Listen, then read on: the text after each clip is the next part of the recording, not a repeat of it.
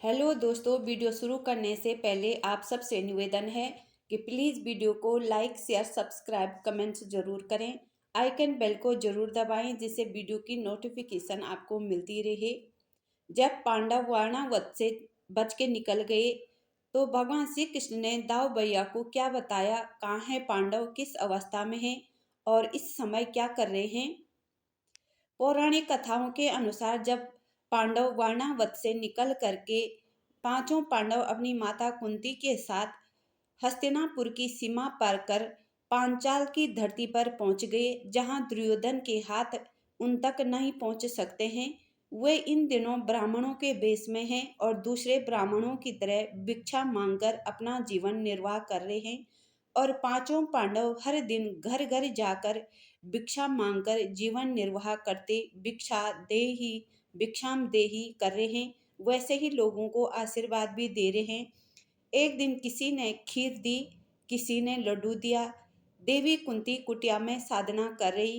पांचों पांडव भिक्षा लाए। कहा, माँ, हम भिक्षा मांग कर लाए हैं। नकुल सहदेव ने कहा कि हमें खीर नहीं मिलेगी। युधिष्ठिर ने कहा, क्यों? नकुल सहदेव ने कहा, क्योंकि खीर भीम भैया को बहुत पसंद है। तब माता कुंती ने पांचों भाइयों को कहा कि पांचों बांट के खा लो।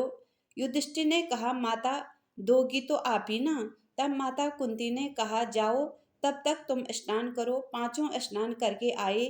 माता कुंती ने पांचों को भोजन दिया। भीम को ज्यादा दिया क्योंकि भीम का पेट भी बड़ा था, पेट नहीं भरता था। जब वो भोजन करने लगे तभी बाहर से जोर से रोने की आवाजें आई। पांचों पांडव और माता कुंती सुनते रहे। जब ज्यादा शोर शराबा होने लगा, रोने लगे, तो वो सब भोजन छोड़ के चले गए।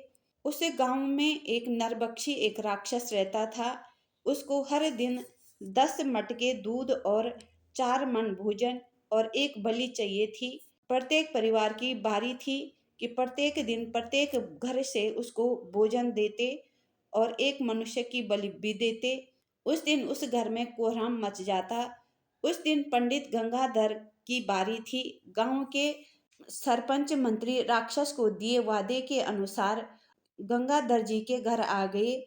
वो पूरा परिवार रोने बिलखने लगा। गंगाधर जी ने कहा कि आपको मुझ पर दया नहीं आती, मुझे 1 साल की मोहलत दीजिए जिससे मैं अपनी बेटी का विवाह कर सकूं। सरपंच जी ने कहा कि हमें आप पे दया आती है, पर हम क्या करें, ये स्थिति हर घर की है। जिस दिन जिस घर की बारी होती है उस घर में यही कोहराम मचता है। ये स्थिति आपकी ही नहीं है, पूरे गांव की है। प्रत्येक दिन ऐसे ही होता है। गंगाधर जी के परिवार में एक दूसरे के बदले अपनी बलि देने के लिए तैयार हो रहे। तब पांचों पांडव और माता कुंती ने उनकी सारी बातें सुनी। तब माता कुंती ने कहा, महात्मन तनिक रुकिए, निर्णय लेने से पहले हमारी भी एक बात आपको सुननी पड़ेगी। गांव वालों ने कहा, आप कौन है देवी? माता कुंती ने कहा, इस नगर में हम अतिथि हैं। इस ब्राह्मण परिवार ने हम पे बड़ा उपकार किया है और पूरे नगर वासियों का भी हम पे बड़ा उपकार है। इन्होंने हमें अपने घर में शरण दी है। इस विधवा के बच्चे प्रतिदिन यहाँ के नगर वासियों से भिक्षा लेकर आते हैं। जिन्होंने हम पर आपत्ति काल में जीवन निर्वाह के लिए भोजन दिया है, आश्रय दिया हो, भिक्षा दी हो, उसके प्रति हमारा भी एक उत्तरदायित्व है। इसलिए हे महात्मन, आज आपसे एक प्रार्थना है कि इन तीनों के बदले आज मेरे एक पुत्र को जाने की आज्ञा दे। गंगाधर ने कहा, नहीं देवी नहीं, अपने तुच्छ स्वार्थ के लिए अपने अतिथि के प्राणों का नाश कराना ये कदापि संभव नहीं है। हाँ देवी, हमारे नगर में कोई भी अपने अतिथि के लिए ऐसा करना जघन्य अपराध है। छोटे बच्चे ने भी ऐसा नहीं सीखा है। माता कुंती ने कहा, हमने भी नहीं सीखा कि किसी के उपकार के बदले उसकी कुछ भी सेवा किए बिना उस स्थान को छोड़ दिया जाए। सरपंच जी ने कहा कि आप अपने पुत्र की बात ऐसे कर रही हैं। माता कुंती ने कहा कि जैसे मुझे चिंता ही न हो, इसलिए मैंने आपसे प्रार्थना की, आज मेरे पुत्र को उस राक्षस के पास जाने की आज्ञा दें। जब आप जान जाएंगे कि मेरे पुत्र में क्या गुण हैं, तब आप ऐसा नहीं सोचेंगे। सरपंच ने कहा, अर्थात उसके पास ऐसा क्या है? माता कुंती ने कहा, मंत्र।